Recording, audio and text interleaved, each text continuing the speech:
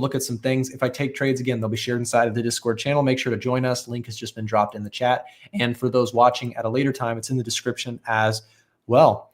Okay, guys, we're going to take a quick break to thank our sponsors, and then Chris Pulver's taking over the show. Stay tuned.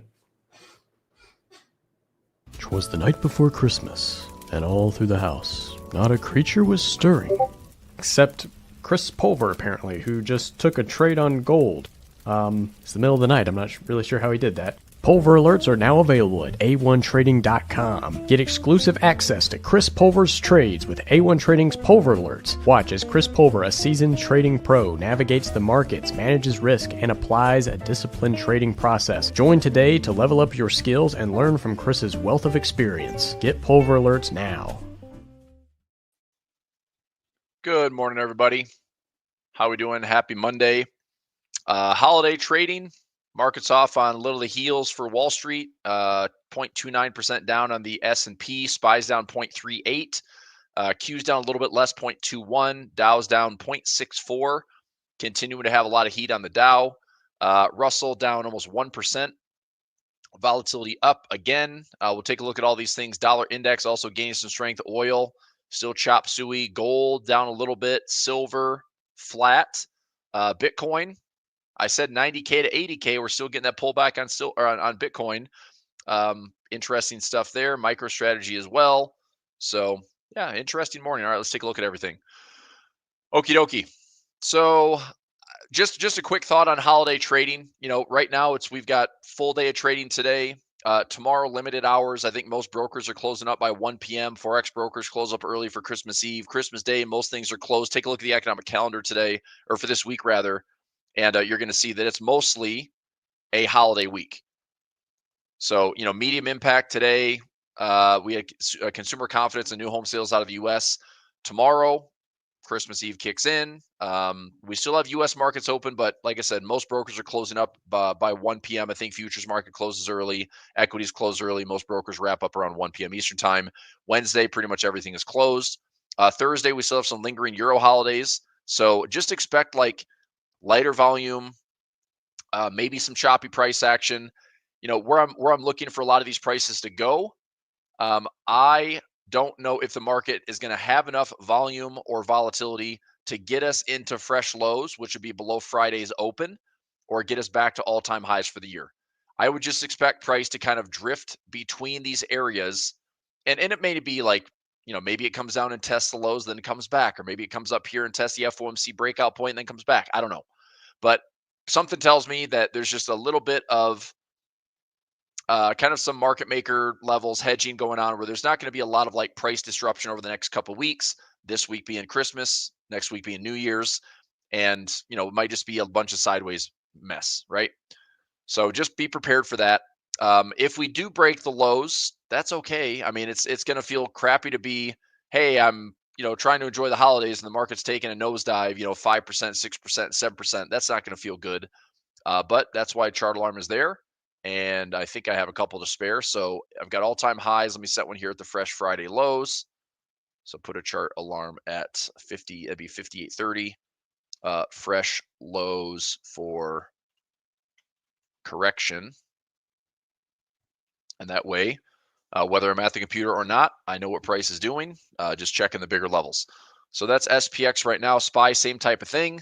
Are we taking out fresh lows? Are we hitting some recent highs with FOMC or not? So you can see my price action right there. Okay. Equal weighted. Equal weighted, this is RSP. We're coming back into that 200 moving average.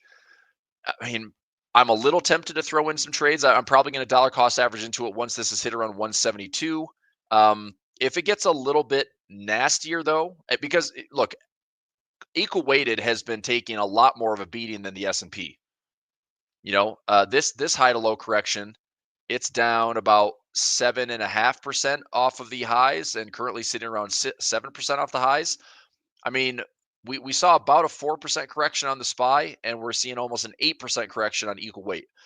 So the reason I'm bringing that up is if we still have more room for the SPY to drop, then there's more room for the equal weights to drop.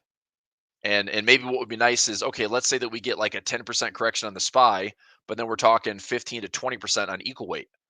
I mean, I like the discount of 10% on the SPY, and I really like the discount of 15 to 20% on the equal weight, you know, but it does require a little bit more of a balanced market, but it just takes away some of the craziness we've seen. Like if Mag 7 starts to turn over and sell off a little bit, that'll affect the SPY a lot more than the equal weight, right? So just food for thought. Where are we at? Futures market, little choppy today. Nasdaq, here's the Qs, little choppy today. I'm looking at the SPY kind of rebalancing after a few points this morning. Dow. Okay, this is what one of the worst sell-offs in 50 years looks like, apparently. It's not that, it's that it had like 10 or 11 consecutive losing candles. The Dow has dropped about 6.6% and currently sitting just off the highs, probably around 6%, 5.65%. So is it the end of times for the Dow? Of course not. You know, where would I like to add some exposure on the Dow? Well, if we come back and find a moving average here, I'm pretty interested in, I don't know if this is a floor, right? I think if we go high, low, we took out this low, challenge the election gap. If we pull back again, okay, and we have one more flush, I'm going to measure that symmetry. It'd be high, low, lower high, lower low. And I'm looking at something along this area, okay, or maybe these August bottoms to kind of start averaging back in. So I don't mind putting some dollar cost average levels in on DIA. I don't mind doing some, Dow futures trading, but most likely DIA is going to be pretty simple. Just stick to, an ETF that's relatively cost effective. I wouldn't mind owning the shares. I don't necessarily want to. I'd rather just trade options, but watching those levels. Okay. Russell, probably the one that I'm going to stay out of this one for right now. Same type of thing. It's like it looks attractive because we're coming back into the 200 moving average, but that means I've got to believe that this uptrend, I'm not drawing that very well, but I've got to believe that this uptrend is still intact. And so this could potentially flirt with the break of the 200 moving average and then bounce off of this area. But I just think there's a lot more volatility in the small caps, especially when the market's looking ahead into 2025 and thinking, oh boy, the Fed just pivoted to go hawkish again. That's probably going to hurt the Russell. Okay. So anyway, that's where we're at. VIX, we had the second largest single day spike ever, and that was on Wednesday. Clearly things have settled down a little bit. It's naturally a reverting instrument. Do I want to get long vol? Absolutely not. Do I want to get short vol? Absolutely not. I'm just going to wait. I mean, long vol, I missed an opportunity. I was trying to get something around $12 and it came down to $12.72. Long vol, that's my trade, is all the way down here. Short vol would be like another, I don't know. We'd have to have like another big spike. So if we saw like a scare and we had a volatility event to the upside, like then maybe I get short vol. But other than that, I'm just going to let the VIX do its thing. SVXY still has some profit closing out there. SVIX, I'm staying out. Dollar index, I don't think this is the time to fight it. I think calling right now, like December 23rd, trying to call a top or bottom on the dollar is silly. If anything, this is already pushing. We swept all these previous highs. I mean, if the dollar right now has path of least resistance, the dollar likely just continues to move higher. That will probably weigh on gold a little bit. That'll probably weigh on Bitcoin as well. This may finally weigh on some risk appetite if the dollar continues to get stronger. It is going to make things tougher moving forward for multinationals. I mean, no big international company wants to see a stronger dollar, okay? Because it just makes more international business difficult. But I don't know where the top is on the dollar. I'm trying to be hopeful that if we want to see a fantastic trade in the dollar, it's going to be up here. And this serves two purposes. One is if the dollar goes up that high, there's plenty of good trading opportunities to continue to see dollar strength. And the second is I'd love to see a big fat topping pattern on the dollar and just short the living daylights out of this thing over maybe end of 2025 or maybe second half of 2025. I don't know. So this could be a big currency trade later in the year. We'll see what it does. Okay, oil. Oil is still this is still like the biggest story to me, and it looks very boring. Okay, but oil to me is still probably one of the biggest stories in how the U.S. is going to get through inflation, because we've seen September, October, November, and December all show higher readings in inflation. We essentially bottomed in September. The Fed is cutting rates, and they've cut by over or just at 1%. and the yields have done the exact opposite. The yields are pretty much up, 90 to 100 basis points. It's the exact opposite of what the Fed is doing with the cash rate. Meanwhile, inflation is trending higher, CPI, PPI, PCE all higher, okay? Oil, on the other hand, has not done anything. So I think that oil is a very big gauge for whether or not we have higher, uglier, more problematic inflation, or we have a little bit of relief from inflation. Now, core PCE is supposed to be excluding food and energy, but we all know that it's going to be a big part of everyday life. It's going to be a big deal for consumers. If you're going to travel, you don't want to have expensive gas. If you're going to commute, if you're going to take book cruises, or you're going to be traveling by air, it's like you don't want to see expensive gas because that automatically goes into your ticket. So we'll see. But inflation higher, inflation lower. I think oil is going to be really the story to watch. Gold and silver. I've been talking about this for the last probably month now, since we had our top in September, or November rather. When did that thing top out? Right after the election? Yeah, so right around the election, end of October into November's election, a bit of a top there on gold. It's still pretty choppy right now, right? So high, low, lower high. I still would like to see gold settle into a lower low. I'd still like to see some really nice support. I still maintain the outlook that central banks are buying gold. They're probably smiling that there's more attractive levels to buy gold, whether that's now or whether that's a little bit lower. There's probably going to will still be a pretty strong bid for gold, in my opinion. So if the dollar gets stronger, yeah, that's going to weigh on gold a little bit, but I still think China and other central banks are lining up to still buy gold. The story right now is like, oh well, if Bitcoin becomes this reserve, it's like, if is the big question. And I don't think that Bitcoin becoming a reserve in any way, shape, or form is going to be easy and fast. And on top of that, does it really damage gold? Not necessarily. I think gold's got a little bit longer track record than Bitcoin right now, and we'll see. We'll see. But either way, as a separate instrument just by itself, if the dollar gets stronger, it probably weighs on gold. I still like the 2,500, probably lower. I'd like to see 2,450 to 2,400. Then I'll start looking at position on gold again. Silver, pulling back a little bit, very well supported around $26. We might need to see silver do something like this. If it's able to get back up here towards like $32, and if we settle back in, that could be a nice little reversal pattern. And then silver still has legs to get up towards 36 this next year. All right. So I'm going to look for that type of reaction on silver. Bitcoin, I mean, not going to lie, symmetry was a pretty powerful thing. So I had a yellow box as my measure move to symmetry, pretty much to the point. We hit it. We've started to pull back. Okay, so I like the 90K. I like the 80K. I like those levels. Would I add some more? Yep, I'm going to add some more exposure. I'll probably add some more through my peripherals. I might just add a little bit more into my Coinbase wallet and my little cold storage wallet. Do I trade platinum? I don't trade platinum because Tasty's my primary futures broker, and so no, I don't trade platinum. I look at it. I've been watching palladium this year, platinum this year. They look fairly attractive, but I would only want to trade futures options on those, not just futures itself. But Tasty doesn't have it, so I like it. I'm not gonna go find just a future specific broker. So I traded on Interactive Brokers for a while, and Ninja Trader trades a lot of futures as well. But yeah, for just Tasty, I'm not in it. All right, Bitcoin area 90K to 80K. Looking to see how the bull market stays intact. How far lower could it go? Well, probably if we're going to maintain a bull market, probably not too much lower than 75. So if you're looking at some dollar cost average levels, 90, 80 to 75 look pretty solid. And we'll see if this maintains some type of trend line. Some type of trend line like that. What's that pullback? I don't know, probably 30, 40%. If we pull back to previous all-time highs, that's a 30% correction on Bitcoin. Okay. I mean, that's mild compared to what most Bitcoin traders over the years have experienced.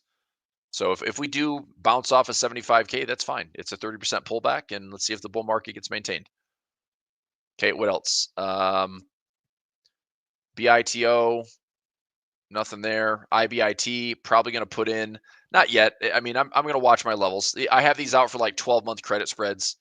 If we come back into like Bitcoin spot price 90, 80, 74, 75, then I'll probably add in some credit spreads on IBIT. So I don't know if anybody else does this, but I watch Bitcoin and then I'll place my trades on my correlated symbols, right? So IBIT is trading like a, opening bell to closing bell ETF. So I can't just trade this all the time, but if Bitcoin's at an attractive level, then I will add my exposure to IBIT because it's supposed to be representing the spot price of Bitcoin, right? MicroStrategy, a little bit more volatile. Who knows what's going to happen here? I've already measured out a symmetry move. I took a small chunk out of that. I put $1,000 position on MicroStrategy. If it falls lower, I'll do another $1,000 down here. These are small dollar cost average levels. And if MicroStrategy comes down to this area, I'm probably putting in some more income trades like a 111. I might put in like an out of the money bull put spread. There's all sorts of ways that I see traders like, oh, they're generating all this income on MicroStrategies. Like that's cool until MicroStrategy, threatens one side or the other. So I'm cautious of a lot of extra volatility on MicroStrategy when in reality, Bitcoin is really what I'm trading. So I'm just trying not to get caught up in like, oh, MicroStrategy is like it's better than Bitcoin. Not necessarily. It is Bitcoin with a lot of, it's basically Bitcoin with a volatility wrapper. That's what it is. So volatility is good, but also it can be dangerous as well. So I'd rather just trade Bitcoin. And then if I like Bitcoin areas, then I'll start looking at MicroStrategy as a peripheral trade. But just be prepared for maybe a pullback into like 250, 240, or pull back all the way to these previous all-time highs. Who knows? So could be a wild ride on MicroStrategy. Anything in the Japanese yen? Let's take a look at currency strength today. So dollar getting stronger, Swiss getting weaker. That's got to bring my dollar Swiss up into some profit. We hitting 9,200 yet? Not yet. 89.94. All right, let's go, baby. 9,200 looking for that trade. Dollar CAD. Let's go dollar CAD. Okay, dollar CAD's getting closer to hitting my profit around 44.80. I think we get there. I think over the holidays, I wouldn't be surprised if my dollar CAD trade closes for full profit, and I would be much happier to see that from roughly this is close to 9,000 that we have another push towards 92. So dollar CAD, dollar Swiss looking pretty darn good for my currencies. And currency strength. This is the dollar just being path of least resistance, and this is your holiday drift on the dollar.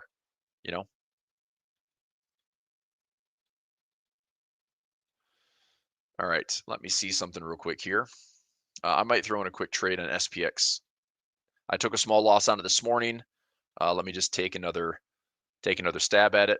Are we going to stay 59.70? Take a peek real quick. 59.70 is up here. I'd say 58.50 would be my downside. So if I do 58.50,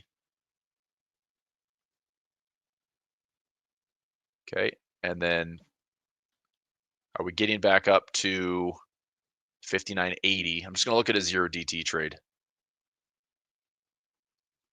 All right, I'm going to take this trade. I'm going to try to get back $45 today. I'm going to take this trade.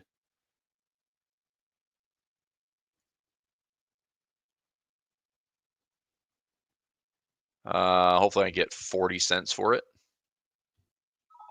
All right, I just took 40 cents. Give me 1 second here.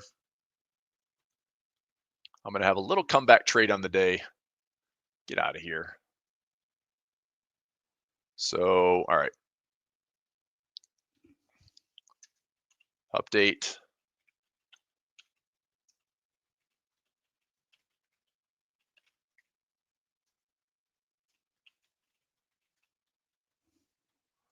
Okay, let me.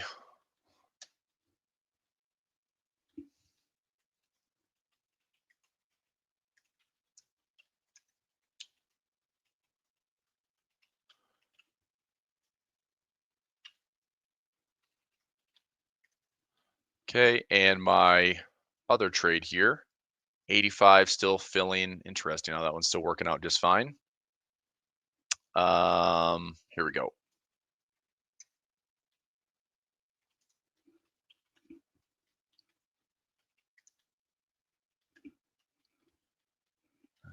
85 call. All right. 58.45 put.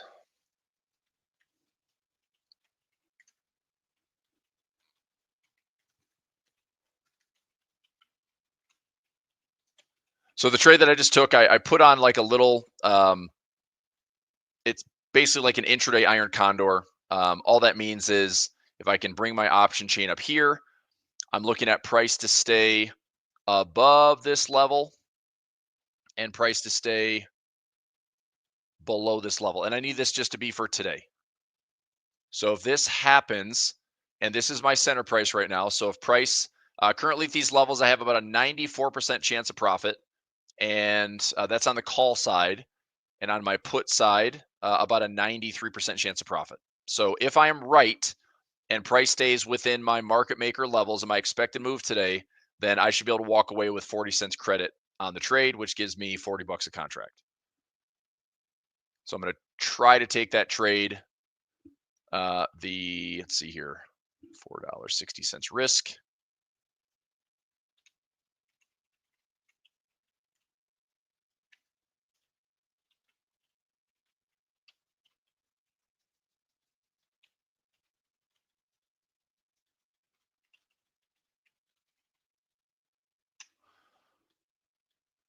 All right, so that trade is in.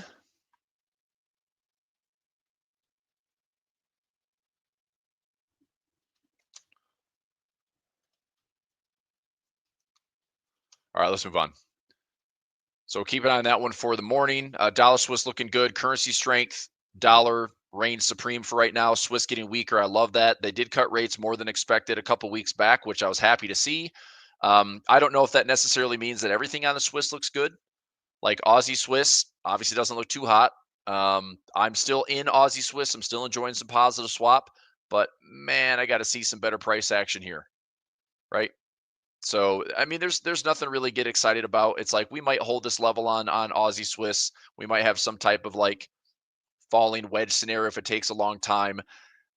I'm just going to mentally prepare you. Like, don't be shocked if somehow the Aussie Swiss and some of these others that established this August flash crash, if somehow this thing just keeps going lower and lower and lower and lower, and we get back to this flash crash level. To me, that might be like, oh my gosh, I wouldn't want to hold that trade long. Well, to me, I would. And to me, I'm going to. I don't mind looking at this level and saying, look, 20, 30-year lows on the retail charts. This to me is a better opportunity to buy than it is to keep forcing sell trades. So I'm not going to force sell trades. I'm going to keep buying small. And then once I get my confirmation, and maybe it's now, like maybe this level is a, little test of the lows, a little of a bear trap of the lows, and then it starts to work its way back up. Well, if it does that, we have a little bullish pattern, then sure, maybe we have some stacked up orders.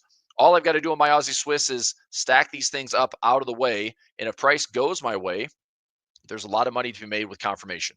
If price goes against me, I'm not adding a bunch of trades. I'll just add near the flash crash low, and I'll test another level there. I'll lower my cost basis. I'll wait, figure out my break even, and I'll look to see, is this going to offer up a bullish pattern? And if so, can I trade that bullish pattern as well as comboing a bullish pattern? Let's say that we come to this low and we get a nice little bullish pattern here, and we can take that all the way up to the larger structure, right? I mean, I would say that this profit target, if we come down and test the lows again, that this should be my profit target. And as long as my cost basis, which has been built in here, and built in here, and built in stacked up orders here, and trendline breaks, like that profit target should offer still plenty of money. And if I lower my cost basis a little bit, then it offers a little bit more. So anyway, it could be an ongoing saga for 2025. I don't think that I'm necessarily wrong on these Swiss crosses. I just clearly have waited way longer than I thought. So to be continued, but has it helped a bunch of my Swiss pairs? Not necessarily. It's a swap trade right now. It's positive carry. That's paid me a decent amount, anywhere between 3 to 5% just by holding. I'm not really in big drawdowns. I've had enough positive swap to essentially wash away my entire drawdown, but obviously I want pips and technicals to go my way so I can get paid on the trade itself in addition to the swap. Okay, dollar CAD, we already talked about it. To me, it's going towards 4,500. I've got to take profit set at 44.80, And I think we're going to hit it this week. I think there's enough drift in the markets that we'll hit 44.80 this week. We'll probably hit 4,500. We got a 2020 and a 2016 high at 4,600. So don't be shocked if we hit that either. I'll add up the pips here. I mean, probably if I'm taking a trade from I've got like 7 positions in. So all these trades add up. There's probably 3,000 or 4,000 pips of profit on this dollar CAD if I'm right. Okay, other Swiss cross. Let's go back to CAD Swiss. Same type of thing here. Would it suck to have it hit the flash crash low? Like, it wouldn't be great. I mean, we are holding a lot of structure in here, which is nice, but we haven't taken out a high yet. So this is just a build. I don't know. Maybe it takes a while. Maybe it comes down first. Maybe it's a liquidity sweep. Then it comes back up for a bullish pattern. I'll watch the low. I'm telling you, though, this is what the Forex market does when it gets really tricky. And this is what kills a lot of traders. Traders that aren't prepared for this thing to come down to this low, they get in aggressively or they get in stop losses here, right? And it goes boop, and it stops them out and then goes their way. Or it comes down to this low, and then that's the flash crash that goes through the flash crash, and then it comes back here, comes up. My least favorite thing about trading Forex or futures is all these tests and sweeps of liquidity highs and lows. You all know what happens anytime you've ever seen a trade that hits your stop loss and then goes the way you thought it was going to go. That is a hunt for liquidity. Your stop loss is in the way. You are the liquidity. So either figure out a way to trade smaller and not have that stop loss sitting right there, or wait for better confirmation and the move, hunts liquidity and then goes with confirmation. And you're not going to get the best entry that way. You can't trade tops and bottoms that way, right? But so it takes an incredible amount of discipline to not buy support and not sell resistance, because you're like, well, if price bounces off of that, I'm just going to wait for it to give me all my confirmation to take the right trade. Fine. You're going to feel like you miss out on entries by, hundreds of pips if you're looking at higher time frames. So I just trade smaller and I build, and then I stack my orders when I get a lot more confirmation going my way. That's why dollar Swiss, dollar CAD, I'm in, 20 plus positions on dollar Swiss, and I'm in 7 positions on dollar CAD. I like them. They were good trades to me, so I'm willing to take a bunch of trades. Other pairs, I dabble, like Aussie Swiss has probably 8 to 10 trades, CAD Swiss similar 8 to 10 trades, Euro Swiss probably has 15 trades, dollar Swiss is over 20 trades. I liked it more, but that's just how I trade Forex. All right. Anyway, Japanese yen. The reason I was looking at Japanese yen was here's JPY futures. So /6J is my futures feed. I am going to start looking at something in 2025. If the Japanese yen futures comes back down to the same levels we saw back in July and August, I'm going to start looking at some established defined risk on Japanese yen futures. This is a trade for me that I don't know if something breaks again. I don't know if we have another segment of deleveraging out of the Japanese yen. Maybe we do, maybe we don't. But I will take defined risk trade. And the reason I'll do that is because I can be wrong on the yen, which in currency land, I'm typically like, I'm like the most cynical person trading the Japanese yen because I hate it so much. But in defined risk option trading for the futures market, if I could just buy a bull call spread there, so there's no assignment risk, this thing could go to literally 0 or go to infinity. And I've got defined risk where I can say, okay, I'll take 1% risk here. If price goes up, boom, 1%. And I can get full return on capital. Right? If I'm wrong, I'll risk my 1%. So what I might do is take like a 0.25% trade and stagger out my expirations and have 0.25%, another 0.25%, another 0.25%, another 0.25%, and just see if this area is going to hold lows and I give myself more time. If price goes up, all these trades get profitable. Right? So I could take, let's say, 1% risk and get 1% reward, or even get it where if I put it in such a way, I might actually be able to get if I risk 1%, I can probably turn that into like a 1.5 or better, and then I can trade a little bit more directional. I can just go straight up futures contracts, but I'll probably keep it defined risk. But I'm going to watch this Japanese yen futures trade. I don't know. Something tells me it's a trade. It's going to be an interesting trade for 2025. I don't think it's all about the dollar. I think the dollar has a run, but the dollar at some point is going to offer up a fantastic shorting trade. Everyone that's getting hurt by the dollar right now, the problem with most traders is that they can't stay in the trade. They're getting hurt by the dollar. It's causing more pain. It's, drawdowns are more severe, and they just get annihilated. Or if you're dollar strength, good, stay dollar strength. I think there's more to come, but I'm more excited about where's the bigger trade. right now it's like my dollar CAD is only, 50 pips away from hitting a take profit that I'm done. Like when dollar CAD hits 145, I'm done. I don't care if it hits 146. I don't care if it goes to 150. My trade's done. Okay. If dollar Swiss hits 9,200, I'm pretty much done on that trade too. So I've measured moves to like 96 and 96.50. I don't know if we're going to get there. I hope we just have a better range. But other than that, it's like I'll assess. I'm not going to chase the dollar. If I wanted to chase the dollar, it was like find the bear trap that we had back in September and then ride that squeeze when we had the October breakout. That was the better trade. Right now, I'm just trying to participate in what looks like, oh, dollar strength. But you're late. You're way late. This is like seventh inning dollar strength. So if we go higher into that like eighth and ninth inning, yeah, there's more profits to be made, but I'd rather, see the start of a new game. I'd rather see the Bears take over. I'd rather see the dollar get weaker, and whatever that trade looks like, I want to be a part of that. So that's what I'll be watching. All right, what else? FTSE, Argentina. Argentina, I've been watching closely to see if I get some reasonable pullbacks. I'll probably look to trade this one in the deeper moving averages. Hang Seng is down slightly. I still think, I don't know. I'm just going to make a forecast for 2025. I still think China is an interesting area to be. It's diversified. It's non-US. It's non-correlated. But it's not great. Like China still, we're wondering on their animal spirits. We're wondering on their commitment to lifting property markets and supporting the capital markets. It takes a lot of talk. It takes a lot of action. The domestic market is not really picking up like the international market. Nobody likes to invest in China. So I almost feel like government lifts animal spirits and then encourages the domestic market to step the heck in and buy some stuff. They've tried. We've had some pumps, but they've been, the phrase is pumping. Is it pump and dump in stocks? Kind of, I guess. But it had a big rip in September and then it faded. We had another rip in December and it faded. So I'm obviously a little skeptical. I'm not calling the short on China. I'm just saying I just think we need more time. So we may not have a lot of evidence on China until maybe March, when there's more of a kind of an explicit plan for how they're going to continue to roll the stimulus out into the new year. EWZ is Brazil. I'll sit on that one a little bit longer. Apple, we actually hit an all-time high today in Apple. Amazon, after a little bit of an FOMC sell-off, got some protection in case it gets worse. I'm out to February with some puts on Amazon. I also covered out to March all the way up to 220. I might end up doing a roll on that, trying to roll it up and out.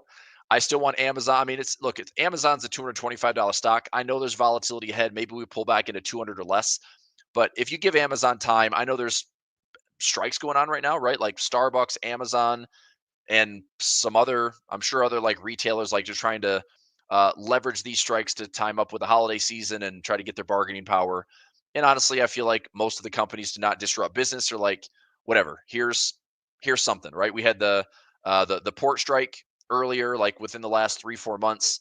Now you got some holiday stuff. I mean, who knows? I mean, whatever. People just want to make more money. I don't think it's that hard to understand.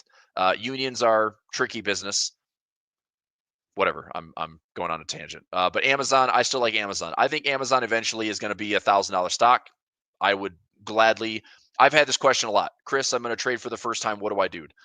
I mean, if you want a dollar cost average, this to me is a no-brainer. Whatever you can afford per month, per quarter, per year, toss it in Amazon. It's a little bit more risk than just trading the index like the S&P. But do I think that Amazon goes up to $1,000 in the next maybe 10 years? Probably. So if you like some promising upside, I think this is a pretty good way to trade it. I think you could build a very successful trading plan with just putting in what you can afford, not having to overcomplicate the strategies, not have to time this, but just stay consistent. I think Amazon is a stock that will, be $500, be $1,000. That's got a good upside potential. All right. Anyway, Google, where are we at? Google, after the big run for the quantum computing story rip, I think, what is it? Google's Willow. That's what it's being called right now. So it's fine. I mean, I've got some bull put spreads and some bull call spreads out to expirations in 2025. I'm looking to see if we continue to grind higher on Google. Meta, this actually is awesome that we're having a bit of a pullback. I hope there's more to it. There is a very, very nice bar count on my Meta. So I think this one is up to, I want to say close to like 400 plus bars, similar to what NVIDIA is. and we are at around about 475 bars. So to me, I think that we find this moving average before we hit the highs, similar to NVIDIA. So if we come back and find this moving average, I'm going to start looking for another income trade. So it usually looks like this. I either do a ratio spread where I'm willing to say, look, I'll take shares of Meta. If I could own Meta at $400, do I think this is another $1,000 stock? Probably. And what am I going to do on that? If I take any ownership, I'm going to collar these things where I know that Meta has pulled back, 70, 80% before. 2022, Meta was down 76%. Everyone was like, oh, they're spending too much money in augmented reality in the metaverse and they're going to lose everything. Facebook still makes a ton of money, right? Meta still makes a ton of money. It is a Mag 7 for a reason. It's almost like on autopilot, But point is, if the implied volatility goes up, I'm going to start selling a bunch of premium and try to generate some nice income trades. I wouldn't mind owning shares, but we're at probably this $400 level. That's previous all-time highs as well. So I'd like to see something like that where we could build a technical case for this becoming resistance and support. Anything in ownership in that level or cheaper gives me a nice little discount. And if we do get back to all-time highs, then there you go. Okay. All right. Microsoft. All-time highs are a little bit higher away. We had some chop in here. I still am wondering where we're getting. Like maybe this is support, resistance. Either this keeps grinding up to these highs. Probably some range trading, to be honest. This high, this low, it just finds a way to kind of work its way up to those levels. But I don't know. Again, it's hard to hate on Mag 7 stocks. It really is. Now, I don't necessarily want to put my entire portfolio into them, but it's hard to think like this stock is going to go to zero. Like, I just think that, yes, it may not go up to infinity in the next 12 months, but I think that there is such solid growth. It's a pretty much a staple to everyone's portfolio. Is it highly concentrated? Does it require these, S&Ps and QQQs to be rebalanced? Probably at some point they should, because right now, like over a third of the SPY and over a third of the Nasdaq is like 7 to 10 stocks. It's not great. So I don't love that that high concentration, but it's hard to argue against Microsoft and Google and Amazon and Apple. So yeah, I get it that Buffett sold a ton of Apple. He's coming out. I think there was an announcement last week, like everyone that Buffett's a big name in the business, obviously, and people are watching like what he's buying, and so OXY got purchased. That's an energy play. I do have some exposure on OXY. It's at 47. So, I mean, I've got it covered out to 51. I did a roll. I think I put that in my broker last week. I did that on one of my live sessions. I did a roll. I think I rolled it down to 50 and out. Let me check my positions here. So down and out in time. So OXY. I rolled it down to $50 and out to January 31st. So now I have this at the 131 expiration and the $50 covered call. And if I get it called away, I still make, I don't know, like 76 cents a share, 80 cents a share. It's really an income trade. So if I make like 80 cents a share, 500 shares, I still make a $400 income trade. And price doesn't really have to do much other than stop going down.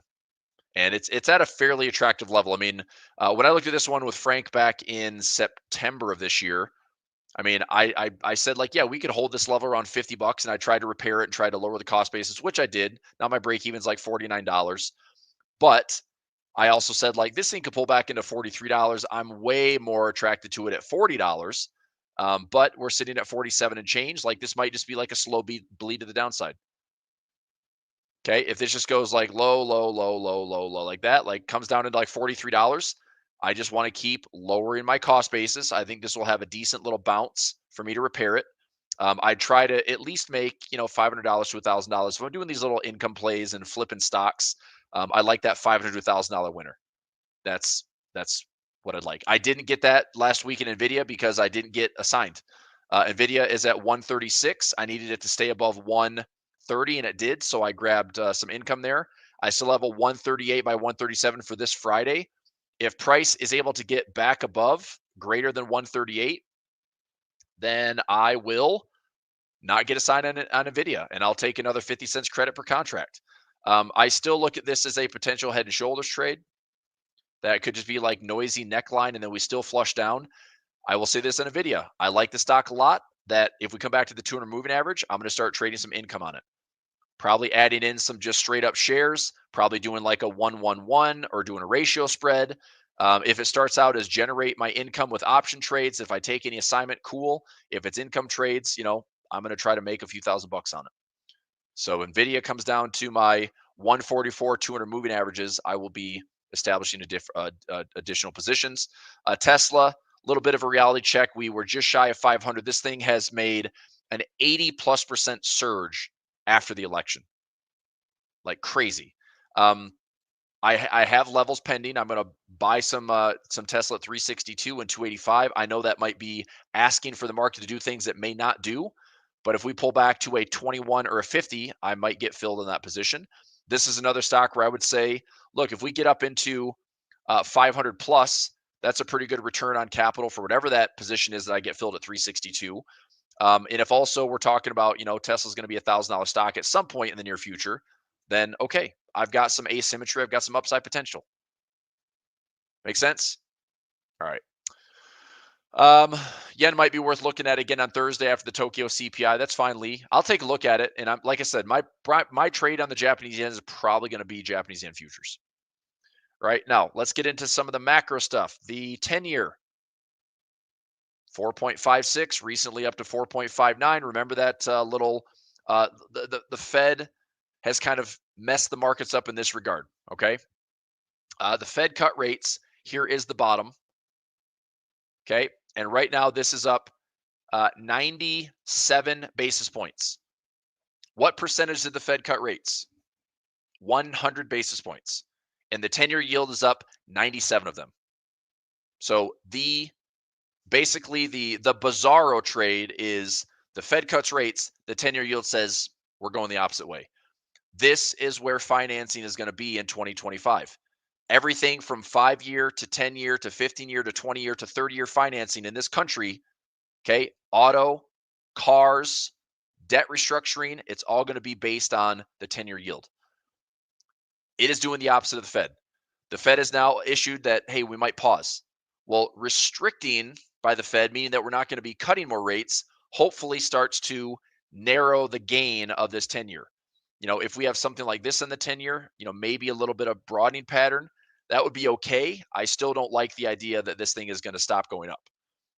I think this still is a potential trade that makes things worse. It makes things far worse than it does make it better. Now, I don't know if that's going to happen, but man, there are some big names that are betting hard against bonds, and they're long yields and they're short bonds. And those are some big names. You've got your Paul Tudor Jones, you got your Stanley Druckenmillers, you got some guys that have made a fortune over their careers, like having some big bets like this. It's got traction. It's already obviously done the exact opposite that the Fed has wanted. So we'll see what it ends up doing. But that's why I have 5 and 6% of note, because unless this makes a drastic improvement, we're going to see some interesting, like, it's gonna basically be the reason that growth it stops. Like, it's gonna freeze the consumer, and it's gonna freeze corporate debt, and it's gonna make borrowing harder because it's more expensive, and that in essence is gonna take growth and chop it. You're gonna choke out growth, and you're gonna freeze the consumer, and that right there is recipe for a big slowdown in the U.S. And the only other argument would be like, well, the U.S. is going to be this AI thing, and everything's AI. Well, if sentiment is crappy and people are making less money and businesses have less money coming in and they can't refinance debt, they can't work with money, there's no growth anywhere.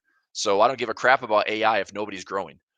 AI eventually becomes like the margin trade later when things are recovering again, but all this could stop. So I just keep saying, if you're watching the DXY and you're watching the US 10-year, you got a pretty good idea of where to be positioning. Risk on, risk off. I get a little bit more nervous on how bullish the stock market can get if the US 10-year continues to climb. Okay. Average mortgage right now, 6.72, continues to go up. We're back up in the high sixes. We've made like very little progress on that. Futures market, that's currency futures. Somebody asked about platinum, palladium. So I have it. Here's palladium futures, watching. Here's platinum futures watching. I have it on my charts. Like I said, I just don't have the ability to trade it through Tasty, and I'm not opening up a separate futures account. So, but it's attractive enough to be interested. I just don't know, where. So if we come back to like just anything in this yellow box, then yeah, if I could do define risk on platinum, I'd be long.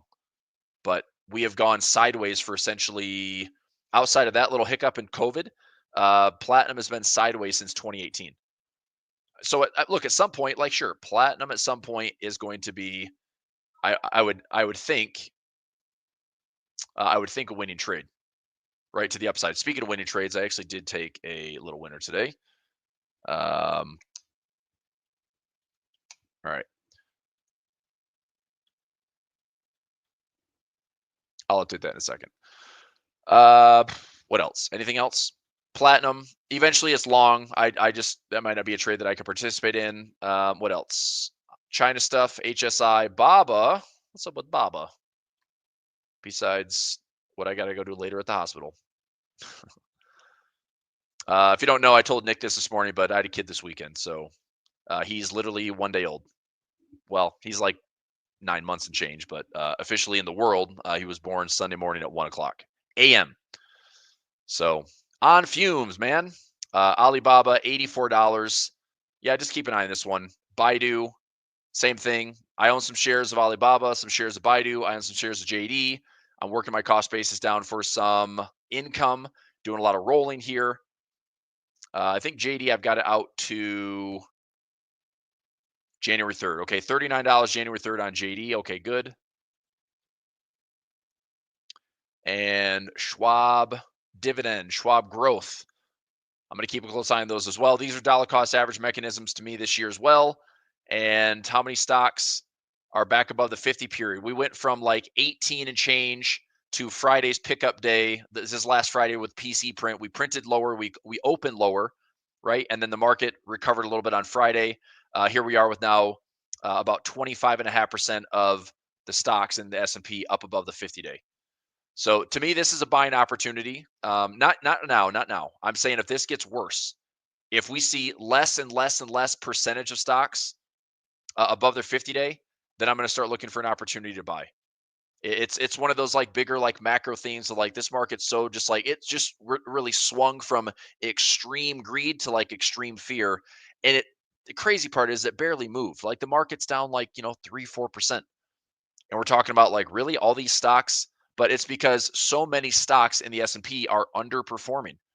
The last month, it's like we had the initial November pop, and then the last month you had most of those election moves get faded hard, and most stocks pulled back.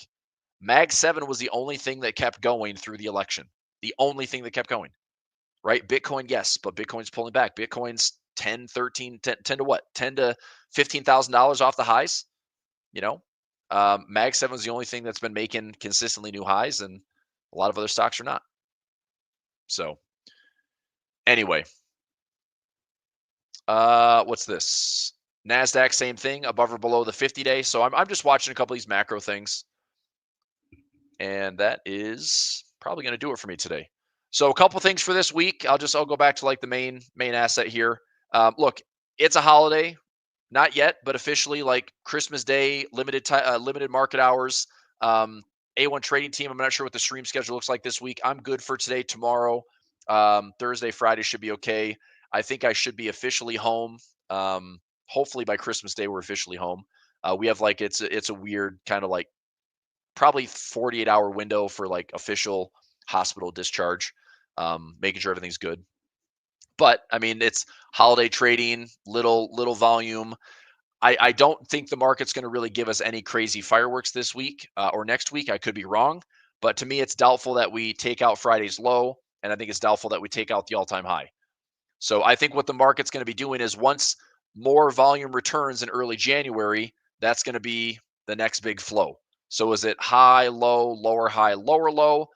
To me, that is two things, right? That's buckle up for more volatility. That's buckle up for whatever, some drama ahead. And it's also a better opportunity to get the cleanse that you want early in the year to then see if you can get a nice position for a nice gain to get back to those all-time highs. I think the harder trade is going to be if the market just kind of, grinds and climbs this high volatile choppy like wall of worry. That's going to be a challenging environment to me. Okay. Now I say that, but it's like, yeah, you can do some out of the money puts. You can sell some options, you can generate some income, but it's like if we climb that wall of worry, my concern is that at some point, maybe second half of 2025, maybe into the end of the year, that this actually breaks and it gets worse. If you look at the statistics, every year you typically have like a 5 to 10% correction.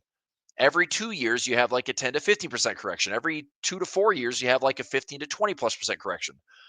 We haven't really seen a big correction. We had a 10% correction last year on the SPY. That was during August. That was as bad as it got. 5% was April, 10% was August, 4% was literally last week. That's as bad as it got as far as the drawdown goes. So I don't know. I'm just saying, be ready for anything. I want to make next year very profitable as always. I think to do that, I'm just going to have to assess. It doesn't, to me, and it's just personal opinion before I go today, it doesn't feel as easy as what it has been since the bottom in 2022. I was ready to see some technical bottoms. I was ready to see some price moving. We had lots of space for recovery in late 2022. 2023 was a very solid, healthy bull market, and it was built on the story of Mag 7 and built on AIs that got us into 2024. But for the last 2 years, it's been a pretty easy market. And it has climbed to the wall of worry. We haven't really seen the hard recession. But again, watch the dollar, watch the 10-year yield. Let's see what the macro theme looks like. I want to be on the right side of risk off if we have it. And I will navigate to see like how aggressive I want to be in risk on. I don't know. I think we've had a great 2-year run, and I'm just not trying to get greedy. I'm not assuming that just because it's been a good 2 years, that it's going to be a great, third year, fourth year, fifth year. That's rare. That's rare to see bull markets stretch the way that they've done, having 20+% gains. I think if we do end the year, so next week as we go into New Year's, if we end the S&P over 20%, that's only the third time in history that we've had back-to-back 20+% year gains. So I don't know. Call me realistic, but it's going to be something to watch. So we'll figure it out. That's the best part. We'll figure it out. I just want to be on the right side of risk off and not be blindsided. And if we see risk on, I'm just going to assess like, how can we make money? Is it like risk on in the sense that everything's going up, or is it risk on in the sense you got to be a trader? You got to generate some income. Maybe that's my plan. I think I'm more along the lines of I'm going to be an income trader that makes a good gain out of that versus like I'm just bullish and buy and hold and it's all going to be easy.